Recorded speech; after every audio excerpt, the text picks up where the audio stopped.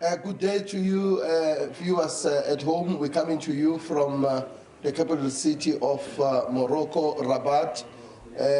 We're now in the knockout stage of the 2025 Africa Cup of Nations. We saw the first two opening matches of the last 16 last night. Senegal won the match against Sudan. Then later on, it was a very closely contested match, which ended in penalties. But at this point, I'm joined by the Vice President of SAFA, Linda Zwane, to try and speak about the forthcoming match between Bafana Bafana and Cameroon. My good sir, thank you very much for giving us this opportunity. Thank you for having me. Yeah. A very big match tonight. We can't overemphasize that. For the fact that you arrived only this morning, then it's a clear indication that you've got trust in this team, that they will go all the way. Of course. It's not going to be easy, but we are determined. And I think we have built the experience over the years, and we had assembled a very good team.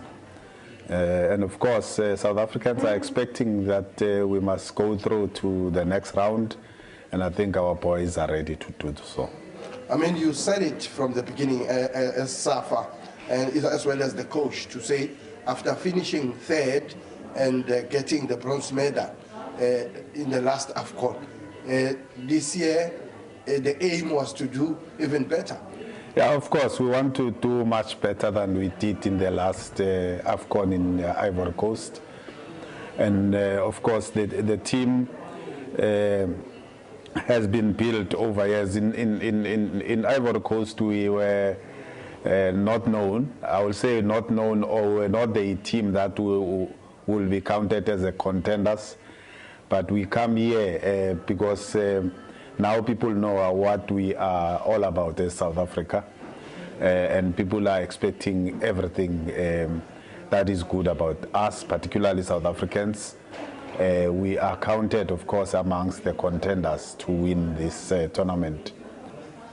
And you've already mentioned the fact that not too many people expected a lot from this team in the previous AFCON. Yes. So now they know South Africa, and it makes things even more difficult. Of course, they now plan. I don't think people had much to do in the 2023, but this time around they had to go back and research and make sure that they're able to study how we play. But of course, we have to up our game because now there's a lot expected from us, and we are confident that the team and the coach have prepared themselves for that particular challenge. Should we have lost the first game, we were going to be under pressure. But we were able to win against Angola. Then we went to fight with Egypt, whatever decisions that have been taken, but that is what's under the bridge. We had to accept and move on. And the very difficult one was the Zimbabwe. And I think for me, there were a bit of pressure and panic somehow in the team. In South Africa in 1996, we lost to Egypt. And we were like, hey, are we going to qualify? But we ended up winning the same AFCON. So that is why I'm confident. And history is repeating itself. So the path, if you look at it, 1996 and now, it was not going to be easy. We went through Cameroon, we went through Ghana.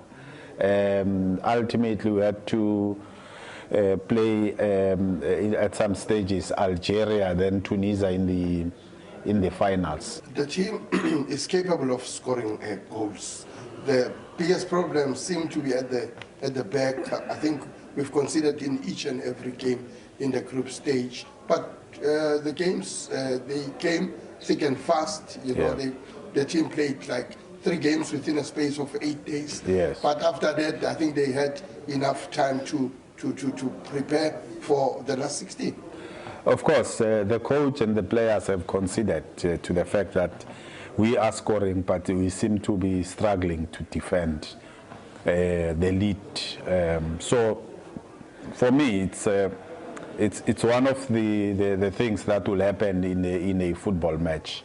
So we had much time to go back to the drawing board, prepare properly defense, or prepare our defense in a manner that if we are able to score, because we have those chances, we are creating them, we must not easily concede goals. So I'm confident even today we'll see that we would have worked over those mistakes that we might have committed in the past games. As the leadership of SAFA, I know after the whole tournament you will get an official report from head of delegation about everything that happened here in Morocco. But so far as the leadership, what kind of report, even if it's not yet official, did you get with regards to all issues surrounding the team? Are you happy with everything, the food, the accommodation and other things? Yeah, I think from where I'm sitting, we were still fine. You'll remember the last game they played in Dobsonville. I was there, and the team was looking fine, looking ready. All issues have been ironed out, so there's no crisis in the camp. And of course, everyone is thinking about the games. They want to do well for the country. They understand what it takes to wear that particular jersey. Though sometimes they're a bit pressured to do well, and of course will commit mistakes there and there. But our players are fully understanding why they are here. And overall, logistically, I cannot complain.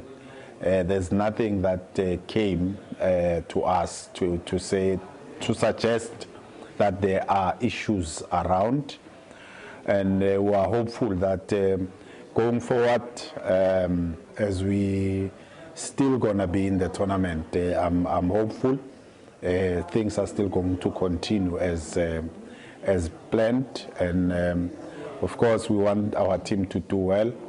We are here, but we also are building for the World Cup, because anything wrong happens in this particular tournament might affect our mindset and how we want to do in the World Cup. So we are happy with the setting and the logistics so far.